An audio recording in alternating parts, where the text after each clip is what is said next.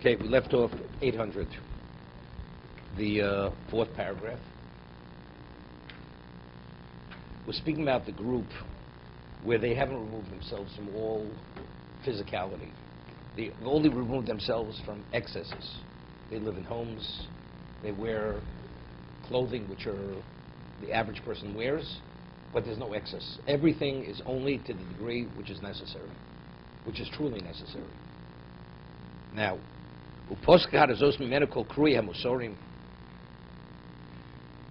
he says, this group have freed themselves, they've removed themselves from anything that would be considered excess. They didn't leave civilization, society, to go seek out whatever their needs are. They'll eat the herbs out in the fields.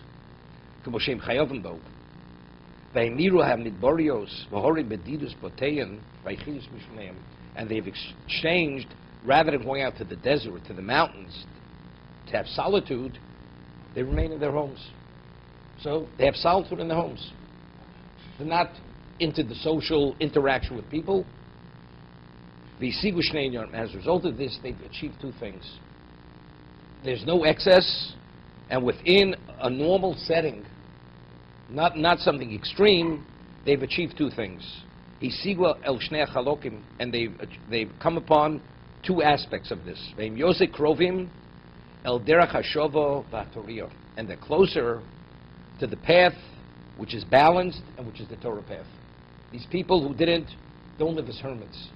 Aesthetics where literally they live what the average person would say it's abnormal, at an abnormal level.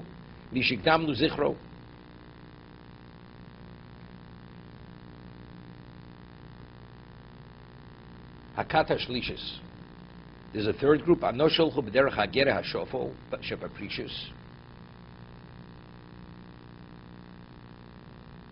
meaning it's not to the full extent of abstinence. What does that mean? We're talking this is the mindset. Do you really seek out excess? The person happens to have 2 suits. If he had 2, he could live with 2. He doesn't need the third. So in his mind and his aspirations, he's not aspiring for anything more than he needs. He happens to have more. Right? That's what we're speaking about over here. So if you look at this person, he looks no different than anyone else, and he lives a life no different than anyone else. I'll give you an example. Person inherits, he has heirloom. He has china, he has cutlery, and he has whatever he has. If he didn't have it, he could live without it. He happens to have it. But in his mind, does he need it? He doesn't need it. It doesn't make a difference in his life whatsoever. Doesn't value it. So in his mind and his emotion, it has no value. It doesn't impact on him and validate him. It doesn't validate it. This doesn't make me, of course I have, therefore I am. It has nothing to do with him. So outwardly, his living setting is like anyone else lives. Lifestyle.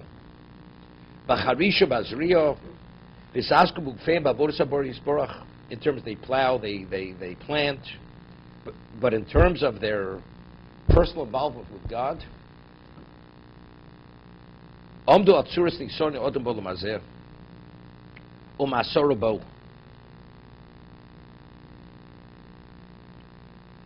he says, having grasped the nature of man's trial in this world, and you realize and understand to what degree you're imprisoned by the needs of this world. The Geruso, and you're regarding that you stray, Vigozu me'olam haruchos elov.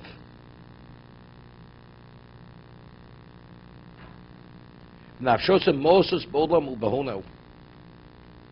But factually they detest the material of the world. So these people, they live within a normal setting, but what is their attitude? You know, there's Chovos HaLevavos, if you read about him, you know, before he would eat something, first he'd cut it into a number of pieces. So he wouldn't eat one piece. in multiple pieces. And then he wouldn't eat right away. He'd play with the food for about 5 minutes. And then afterwards, there were times where he felt food's cold already. He's not going to eat. So in terms, this is the concept of pas b'savo. We're not only needed for his nourishment. You're hungry, you have to satisfy. You satisfy sometimes, like the Gemara says, visual. When you see something visually, that also has a certain degree of satisfaction. It satisfies you. And especially you could have, and you choose not to. If you don't have what to eat, then it's a problem. But if you have the ability to eat and you choose not to eat, then it's less of a problem. Very often that's what he did. And then he'd say, something? I'll wait for the next meal. Didn't eat. And this is where he took total control over every aspect of his being. To be continued.